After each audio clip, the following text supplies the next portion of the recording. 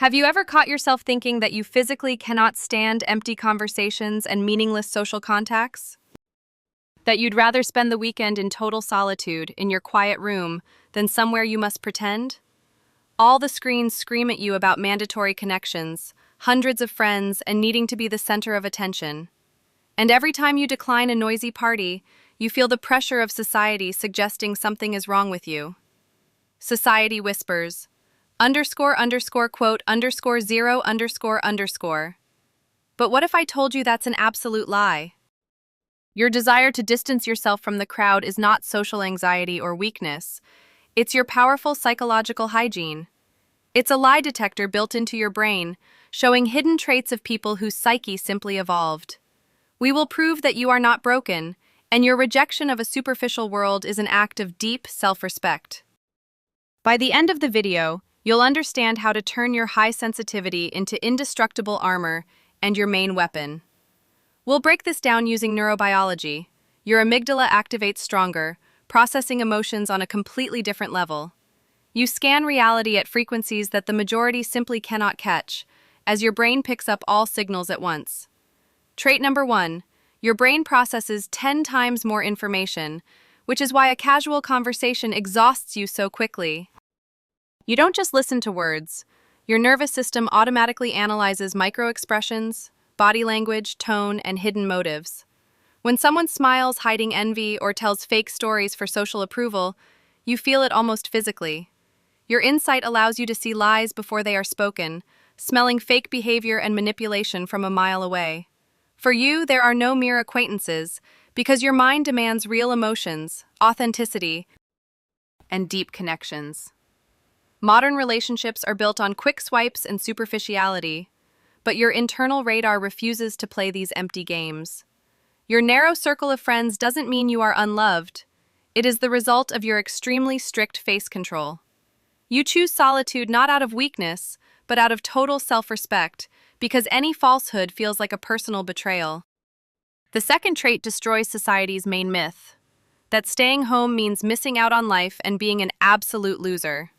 Most people are dopamine addicts of external stimuli, critically needing parties, empty talk, and the background noise of a crowd.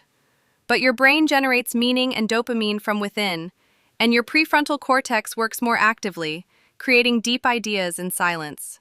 When you sit alone, your brain doesn't degrade. The default mode network activates, generating solutions and building strategies. Your room is not a cage for a loser. It's your personal laboratory, a true incubator of genius, where you create worlds. Neurobiology confirms that superficial social interaction sharply increases cortisol levels, so your nervous system perceives this noise as pure stress. Any party with empty people drains you like a lemon, and you consciously choose fulfilling silence over complete exhaustion. You are not hiding from this world. You are simply protecting your mental space, building an impregnable fortress around your mind. Your energy is your most expensive currency, and protecting it is a basic necessity for your survival and psychological hygiene. While others scatter themselves on hundreds of meaningless dialogues, you accumulate a powerful charge that will fire in your real achievements. The solitude you consciously choose is your perfect filter, protection from chaos, and your main investment in your own genius. The third trait is your deep, hardwired distrust of all systems and an incredibly heavy hyper-responsibility. You are often advised to just relax, go with the flow, or trust the loud words of authorities. But your brain has long learned one cruel historical lesson. No system, state, or corporation can be trusted. This is especially true for the 80s generation, whose psyche was formed when an entire world collapsed. Your brain remembers that any support can suddenly disappear, so you always have plans B, C, and an exit. This is not paranoia or a desire to control everything. It's an ancient mechanism of survival and adaptation. When everything collapses, economic crises follow one another, and brand promises mean nothing, you remain completely calm. When they tell you fairy tales about successful success, your inner critic demands only hard, real facts. You don't believe in beautiful presentations or empty words. You only trust specifics, rigid results, and your own hands. Your psyche is built around one ironclad idea.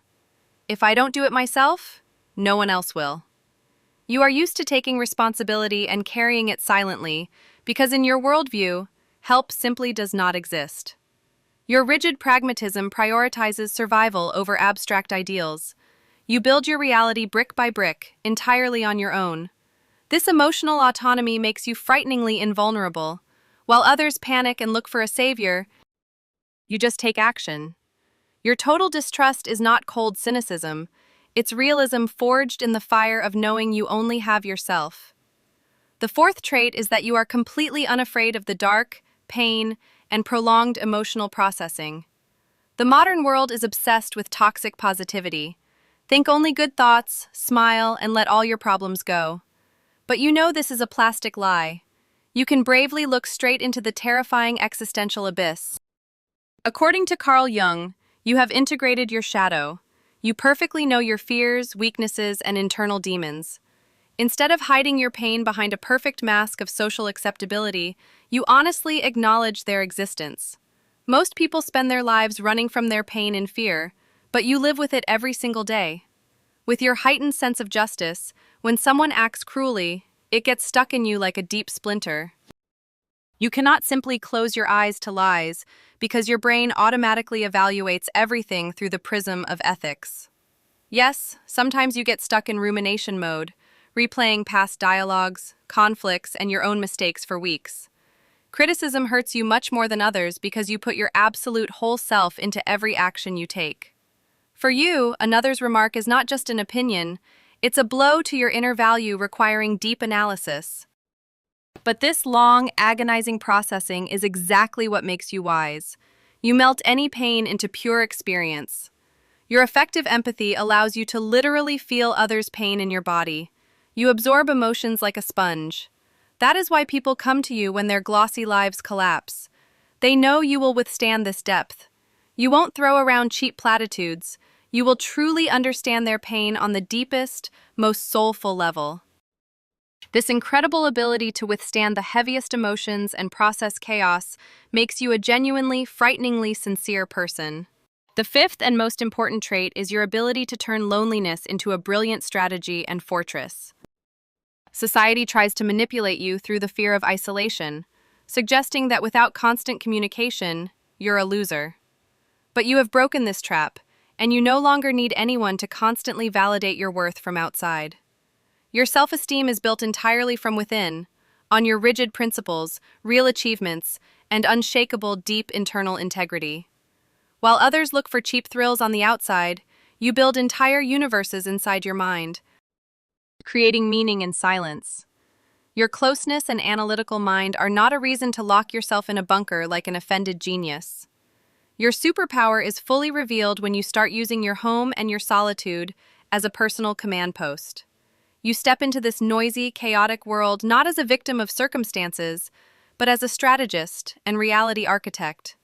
You hack the rules of the game, go out, take the resources you need, build powerful projects, and create a career. And then you return to your silence to restore your energy, rebuild yourself, and confidently prepare for the next step. You perfectly understand that true human connection is measured not by the quantity of acquaintances, but entirely by intensity and depth. You would rather spend one evening with a truly deep person than waste a month on empty, meaningless social parties. The world will definitely try to make you apologize for your depth, calling you too complicated, cold, or too demanding. They will try to smooth your edges, teach you to be simpler, and force you not to take reality so personally. Don't listen to them and never apologize, because your psyche is not broken. It is simply tuned to a higher frequency. Your sensitivity is not a system error. It is an evolutionary advantage that allows you to see the world without fake masks. Stop trying to fit into the narrow confines of a world that was simply never created for people like you. Start dictating your own rules to this world, relying fully on your intellect, your deep empathy, and your rigid pragmatism. You are alone not because you were cruelly rejected, but because you consciously chose yourself and your own integrity. This is not weakness or an escape from reality. It is the most powerful form of self-respect you can possibly practice. Your loneliness, your depth, and your total distrust of falsehood are by no means your life sentence. It is your main strategic advantage, your impenetrable armor, protecting your mind from toxic external chaos. This is your true power, and a space for massive internal transformation. So embrace your dark side and use it. True life doesn't happen where it's loud, it happens exactly where you actually feel alive, so act right now.